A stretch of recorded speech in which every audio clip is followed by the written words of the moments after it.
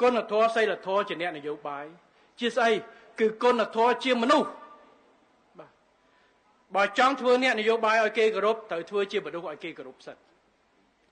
ទី1ត្រូវយកគោលនយោបាយមិនមែនគំនុំតខ្លួនដល់វាយគេវាយទាំងគ្រួសារគេនោះទេទី2ទស្សនៈខុសគ្នាជាធម្មតាប៉ុន្តែមើលឲ្យឃើញការមើលងាយមនុស្សមិនបែបទេពេលដែលអស់លោកដែលគឺដើរតែមើលងាយគេមើលងាយមន្ត្រីរដ្ឋាភិបាលបញ្ជាធ្វើការខ្លួនឯងប្រកែសុទ្ធទស្សនៈវិធីសាស្ត្រធ្វើការខុសគ្នាកិច្ចការទាំងអស់នេះគឺយើងធ្វើទី3មិនគេចំណេញនយោបាយមានគេពេលគេមានទុកឬប្រជាជនមានទុកបាទនេះគឺជាគុណធម៌ធំណាស់មិនមែនពេលគ្រួសារគេកំពុងតែមានទុកណែឯងចេញមកគេចំណេញវាយប្រហារនោះទេមិនមែនពេលដែលប្រជាជនថៃប្រជាជនខ្មែរស្លាប់នៅក្នុងគ្រោះរំជួយដីនៅថៃណែឯងចេញមកគេចំណេញនយោបាយវាយប្រហាររដ្ឋាភិបាលថៃណា